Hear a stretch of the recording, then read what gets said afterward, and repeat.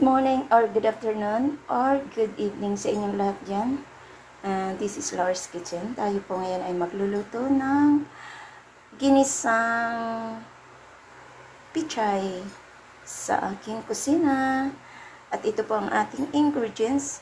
Ang ating panggisa ay bawang, sibuyas at kamatis or garlic, onion, and tomatoes. And with pichay, so we have a shrimp and 1 egg lang po ang ginamit natin kasi mag-isa lang naman ako. So, igisa po natin ito at gagamit tayo ng panimpla. So, later, ayan, join me in my premiere. So, tara, luto na po tayo. Simula tayo sa ating pagluluto. So, lagay tayo ng ating cooking oil gamit ang canola. So, painitin lang po natin at check natin kung mainit na. Ayan. Lagay na natin lahat. I-fried muna natin to.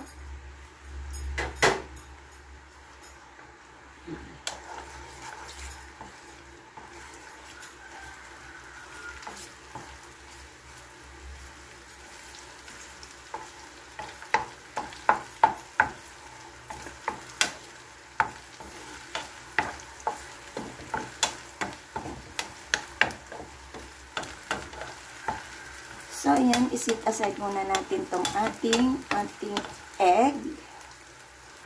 At lagay po natin tong ating 3 hipo na malalaki. Ayan. Iluto natin siya ng parang half.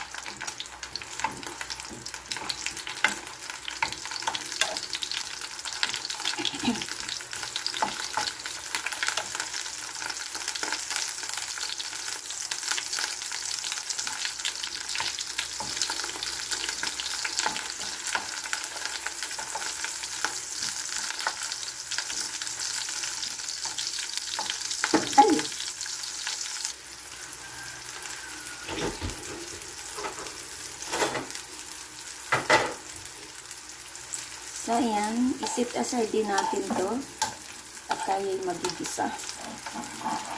Madali lang po itong luto natin na to.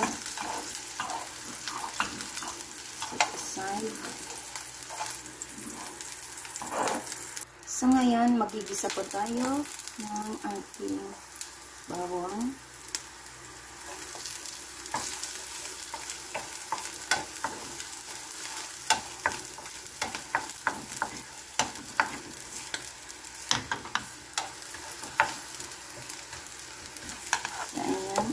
Isunod natin ang onion.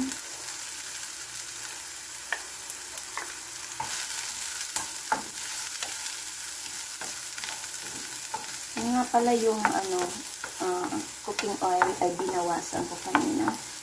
Yung kasi kailangan konting-konti lang ang cooking oil na panggisa natin. So, ilagay na po natin ang kamatis.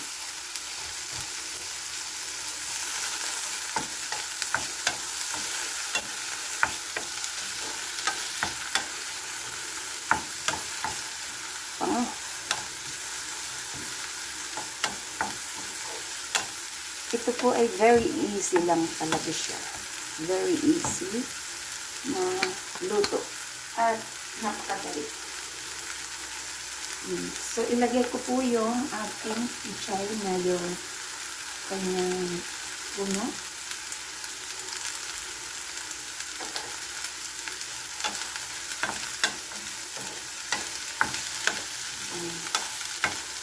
Ako'y mag-isa lang ang kakain, kaya medyo konti lang din ako pag nagluto para for 1 person only. So, yan. So, sa dito, habang natin ginigisa yan, maglagay po tayo ng ating salt.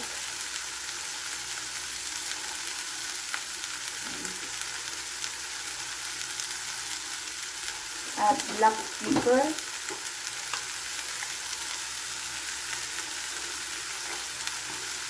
At lagyan po natin siya ng oyster sauce. Kung wala kayong oyster sauce, pwede din pong toyo. Yan, para magkaroon ng kulay.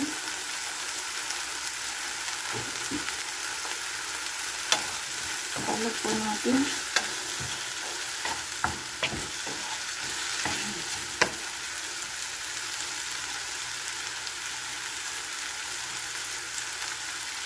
At dito ay lagyan na po siya natin ng sabaw.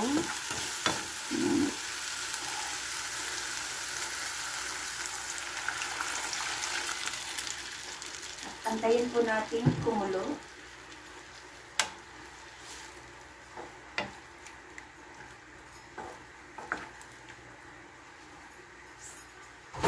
At ilagay ko po yung ating para mas maluto siya ng ano. Yan. So, antayin po natin siyang kumulo para ilagay natin yung dahon ng pichay. Center natin ang camera. At check po natin ang lasa. Kung tama ba siya or not.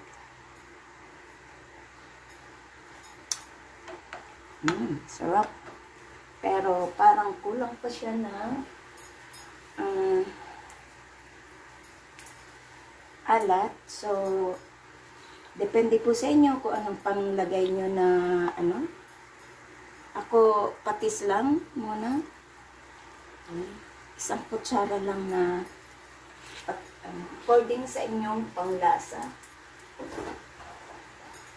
At lagyan ko po siya ng kaunting magic sarap. Pero sa inyo din, kung gusto nyong lagyan, pwede rin hindi. Ako, naglalagay ako ng seasoning na kaunti lang. Yung isang magic sarap, 3 beses ko gamitin.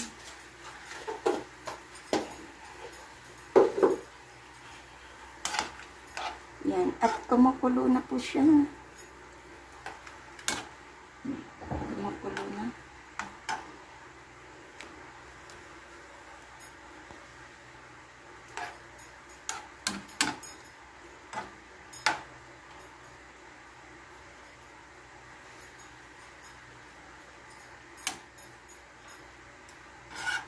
Check natin kung okay na ba. Wow! Sarap! So, dito ay ilagay ko na yung ating pichay na dahon.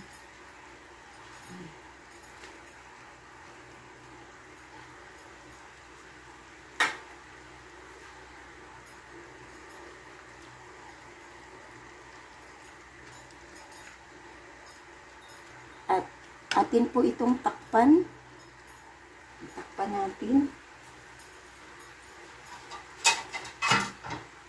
ng ating mahiwagang takip na kulang. Yan. Yan. After few minutes. Natin siya.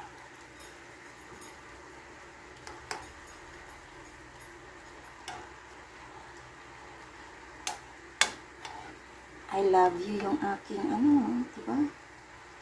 I love you. Depende po sa inyo kung lagyan nyo ng shrimp. Pwede rin pong hindi. So, ilagay ko na po yung egg. Ilagay na natin yung prinito nating egg. Ganda ng kulay, diba? Sa kulay pa lang, natatakam ka na. Kailangan sa ating pagluluto ay makulay. Para presentable, liban na presentable, kailangan pinakamaganda dyan ay masarap. Yan. Sa simpleng paraan po, sa simpleng luto sa ating kusina, ay pwede po tayong gumawa ng masasarap na luto katulad nito. Very easy. Very easy. At sandali lang po ay makakaluto na tayo ng ating ulam. Masarap na masustansya pa at very quickly lang. Very easy ang pagluluto. Ayan. Pwede lang pong itlog lang, pwedeng walang shrimp, pero ako nilagyan ko ng shrimp para mas lalong masarap. So, ayan, tikman po natin.